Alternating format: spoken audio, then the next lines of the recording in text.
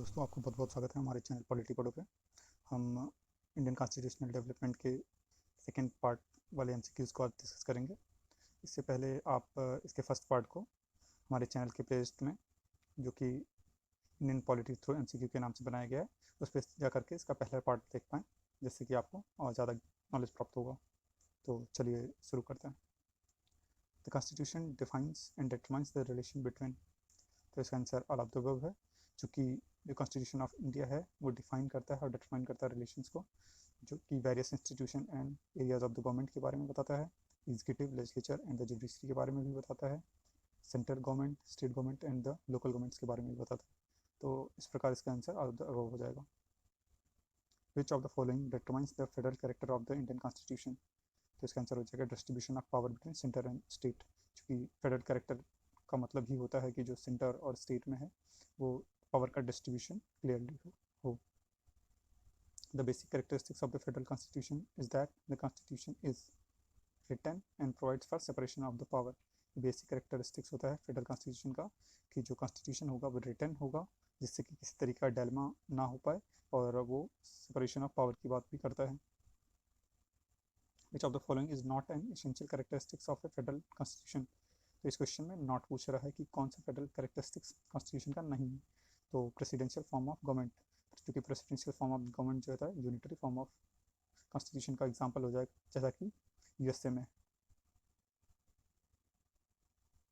Which Indian artist decorated the hand written copy of the constitution, तो artist के बारे में पूछ रहा है कि किसने डेकोरेट किया hand written copy of constitution को, तो इसका आंसर हो जाएगा Nandlal Bose. The first constituent assembly meeting held on 9 December 1946 was presided over by, तो पूछ रहा है जो पहली मीटिंग हुई थी कॉन्स्टिट्यूएंट असेंबली की, उसको किसने प्रिसाइड किया था, तो इसका आंसर चूँकि ऑप्शन के according none of the above हो जाएगा, चूँकि प्रिसाइड किया था मिस्टर सच्चिदानंद सिन्हा ने, जो कि ये क्वेश्चन हमने पहले वाले पार्ट में वीडियो पे देखा है, फर्स्ट पार्ट में,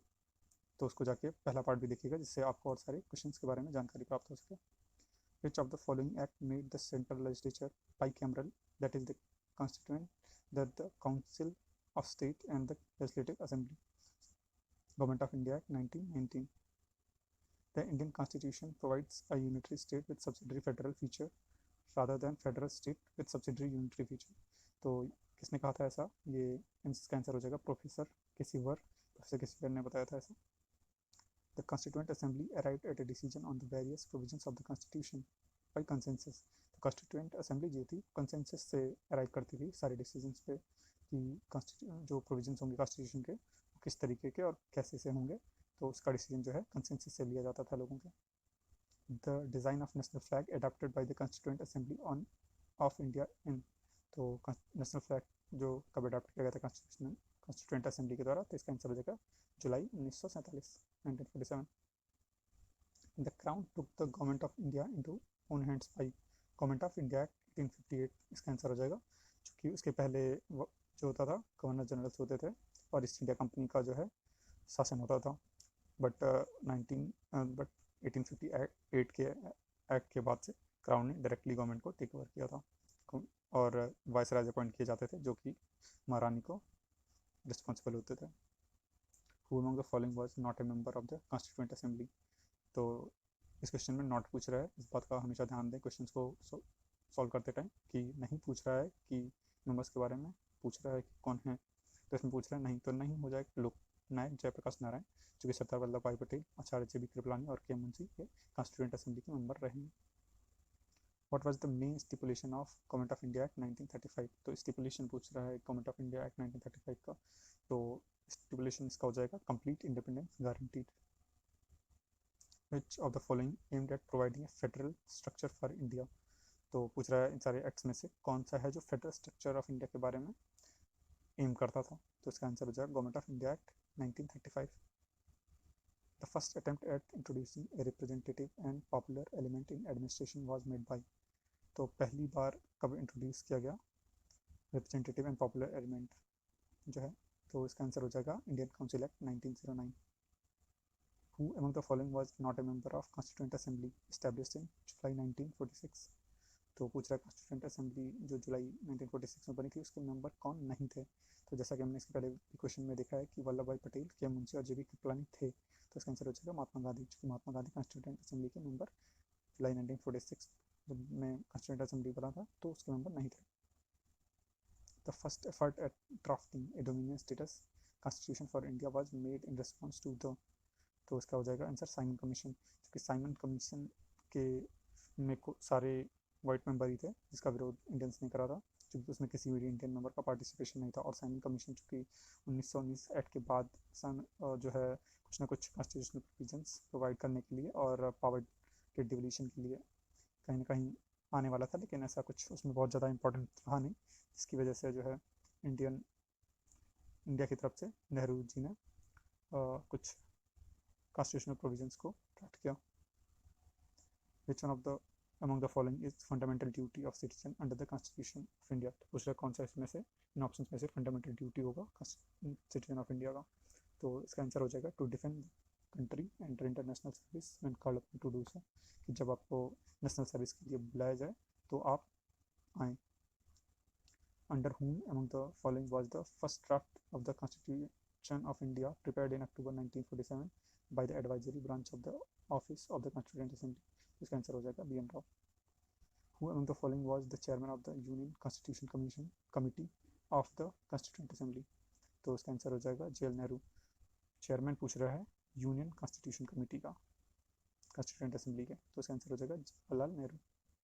विच of the following is correct regarding the Indian constitution, पूछ रहा है कि इंडियन कॉन्स्टिट्यूशन के रिगार्डिंग करेक्ट कौन सा है, तो इसका हो जाएगा it is a mixture of several constitution, क्योंकि इंडियन कॉन्स्टिट्यूशन को बी आर अम्बेडकर जी ने 50 से अधिक कॉन्स्टिट्यूशन को पढ़ने के बाद बनाया था, तो इसका आंसर हो जाएगा it is a mixture of several constitution. When did Mr. Attlee, Prime Minister of England, announce the transfer of power to the Indians, इसका आंसर हो जाएगा जून 1948। चूँकि आंसर क्लोज भी दिए हुए हैं तो उस पर काफ़ी ध्यान रखें ऐसे फैक्चुअल क्वेश्चंस का। Which of the following was adapted from the Maurya dynasty in the emblem of Government of India, ये क्वेश्चन PCS लेवल का क्वेश्चन है, तो पूछ रहा है कि मौर्य डायनेस्टी से कौन सा ऐसा चीज़ है जो अडाप्ट किया गया emblem of government of India में, तो ये जगह 4 लाइन्स। और जो सत्यमेव जयते वर्ड है ये यूपीएससी के क्वेश्चन में पूछा भी गया है कि सत्यमेव जयते वर्ड कहाँ से लिया गया है, तो सत्यमेव जयते वर्ड जो है वो ये मुंडक उपनिषद से लिया गया है। The nationalist demand for a constituent assembly was for the first time considered by the British government through directly and with reservation in the August offer, इसका आंसर हो जाएगा। Which one of the following act formally introduced the principles of election for the first time, तो principle of election for the first time किस act के through introduce हुआ था, तो इसका आंसर हो जाएगा इंडियन काउंसिल एक्ट 1909, जिसको कि पार्लियामेंट्री रिफॉर्म भी कहते हैं। Which of the following prove to be the shortest lived of all the British constitutional experiment in India, तो सबसे कम टाइम तक कौन था ऐसा पूछना चाह रहा है ये क्वेश्चन, तो इसका आंसर हो जाएगा Indian council act 1909। The most profound influence on the drafting of the Indian Constitution was exercised by the, तो इसका आंसर हो जाएगा गवर्नमेंट ऑफ इंडिया एक्ट 1935, चूँकि गवर्नमेंट ऑफ इंडिया एक्ट 1935 से ही मैक्सिमम प्रोविजन जो है हमने अभी प्रेजेंट की कॉन्स्टिट्यूशन में किया है।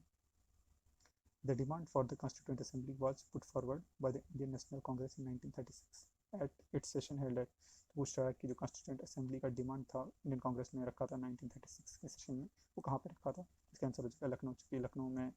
जो है 1936 में सेशन हुआ था और कॉन्स्टिट्यूएंट असेंबली का जो डिमांड है वो यहीं से स्टार्ट हुई थी। Who among the following was the constitutional advisor to the Constituent Assembly of India, ये क्वेश्चन जो है कई बार पूछा गया है, स्पेशली वन डे एग्जाम्स का एक क्वेश्चन फेवरेट है, इवन पीसीएस में भी कई बार ये क्वेश्चन रिपीट हुआ है। पूछ रहे कॉन्स्टिट्यूशनल एडवाइजर कौन था कॉन्स्टिट्यूएंट असेंबली का, तो इसका आंसर हो जाएगा doctor B N Rau. When the Constituent Assembly for the Dominion of India reassembled on 31st October 1947, its reduced membership was, पूछ रहा है कि जब जो कॉन्स्टिट्यूएंट असेंबली फिर से मिली थी, रीअसेंबल हुई थी, दोबारा मिली थी 31 अक्टूबर 1947 को, तो जो संख्या घट गई थी वो घटने के बाद कितनी रह चुकी, मुस्लिम लीग के मेंबर्स बाहर हो गए थे, तो घटने के बाद जो संख्या थी वो हो गई थी 299। The constitution of India was enacted by constituent assembly set up under the cabinet mission plan. How long did constituent assembly take to finally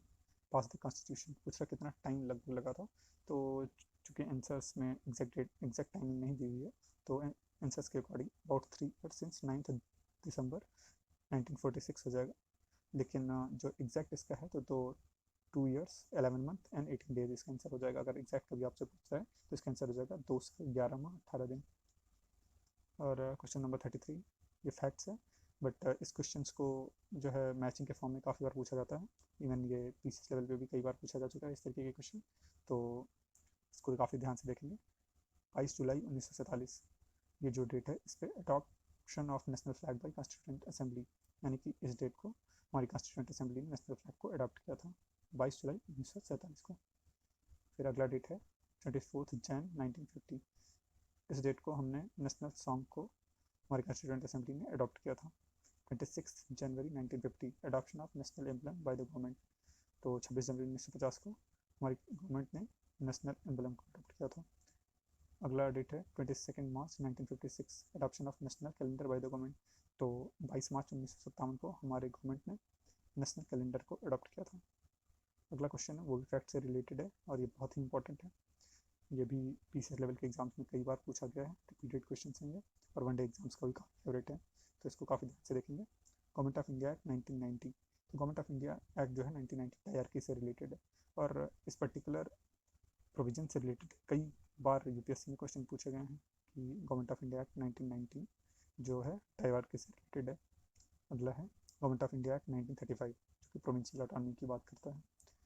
अगला है Morley Minto reform also known as Indian council act 1909, ये separate electorate की बात करता है। ये भी बहुत ही इंपॉर्टेंट क्वेश्चन है, इस पर बहुत ध्यान दीजिएगा कि यूपीएससी लेवल तक के क्वेश्चन में पूछा जा चुका है। कैबिनेट मिशन प्लान, तो कैबिनेट मिशन प्लान जो है रिलेटेड है कॉन्स्टिट्यूंट असेंबली से। अगला क्वेश्चन है the Indian constitution is, option है unwritten, written, largely based on government of India act 1935, चूँकि इंडियन कॉन्स्टिट्यूशन अनरिटन नहीं है, चूँकि हमारे पास कॉन्स्टिट्यूशन हमारा लिखा हुआ है तो पहला तो नहीं होगा। इस तरीके से ऑप्शंस एलिमिनेट हम कर सकते हैं, पहला एलिमिनेट हो जाएगा, दूसरा एलिमिनेट हो जाएगा और तीसरा भी एलिमिनेट हो जाएगा। इस तरीके से हमको आंसर मिल जाएगा हमारा 2 और 3। इसका आंसर हो जाएगा Indian constitution is written constitution and largely based on government of India act 1935, चूँकि हमारे कॉन्स्टिट्यूशन प्रेजेंट जो कॉन्स्टिट्यूशन है उसके कई प्रोविजन 50-60% प्रोविजन जो है गवर्नमेंट ऑफ इंडिया एक्ट 1935 से लिए गए हैं।